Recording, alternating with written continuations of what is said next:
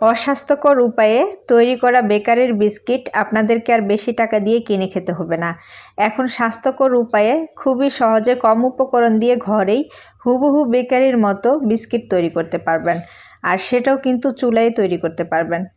তো দেখুন বিস্কিটগুলো দেখতে কতটা সুন্দর হয়েছে, আর বানানো কিন্তু খুবই সহজ।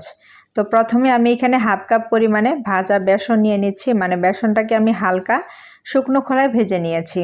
তারপর 1.5 কাপ পরিমাণে আটা দিয়ে দিব, সেই সাথে দিয়ে দিব 1/4 চা চামচ লবণ, 1/4 চা চামচ বেকিং পাউডার। এরপর দিয়ে দিচ্ছি হাফ কাপ পরিমাণে চিনির গুঁড়া, আমি নর্মাল চিনিটাকে ব্লেন্ডার করে নিয়েছি। এরপর দিয়ে দিচ্ছি 1/4 চা চামচ এলাচের গুঁড়া, আপনারা এলাচের গুঁড়ার পরিবর্তে হাফ চা চামচ ভ্যানিলা এসেন্সও ব্যবহার করতে পারেন। শুকনো উপকরণগুলো খুবই ভালো করে মিক্স করে নিতে হবে। মেশানো হয়ে গেলে দিয়ে দিব 3/4 কাপ পরিমাণে রান্নার তেল, মানে 1/4 কাপ দিয়ে 3 বার দিলেই 3/4 কাপ হয়ে যাবে। সেই সাথে 1.5 টেবিল চামচ পরিমাণে ঘি দিয়ে দিব। ঘি দেওয়ার কারণে বিস্কিটগুলোর ভিতর থেকে সুন্দর একটা ফ্লেভার পাওয়া যাবে। তারপর সব কিছু খুবই ভালো করে মিক্স করে নিব আর একটা ডো বানিয়ে নিব। এখানে কিন্তু আমরা কোনো পানি অথবা ডিম কোনো কিছুই ব্যবহার করব না, শুধুমাত্র তেল দিয়ে একটা ডো বানিয়ে নিতে হবে। তো আমার এখানে ডোটা তৈরি করে নেওয়া হয়ে গেছে। ডো থেকে অল্প পরিমাণে নিয়ে হাতে এইভাবে ঘুরিয়ে চ্যাপটা করে তারপর একটা চামচ দিয়ে আমি বিস্কিটগুলোকে ডিজাইন করে নিচ্ছি। আপনারা চাইলে আপনাদের পছন্দ মতো যে কোনো ডিজাইনের তৈরি করে নিতে পারেন, অথবা চাইলে কুকি কাটার দিয়েও এভাবে ডিজাইন করে নিতে পারেন। আর দেখুন চামচ দিয়ে যে ডিজাইনটা তৈরি করেছি সেটাও কিন্তু দেখতে অনেক সুন্দর লাগছে। চাইলে আপনারা কুকি কাটার ছাড়াই চামচ দিয়ে এইভাবে ডিজাইনগুলো তৈরি করে নিতে পারেন। তো একটা ছড়ানো থালায় তেল ব্রাশ করে নিচ্ছি, তারপর একটা বেকিং পেপার বিছিয়ে দিব, তাহলে খুব সহজে বিস্কিটগুলোকে তুলে নিতে পারবো। এরপর আমরা যে বিস্কিটগুলো বানিয়ে রেখেছি সেগুলোকে সাজিয়ে নিতে হবে।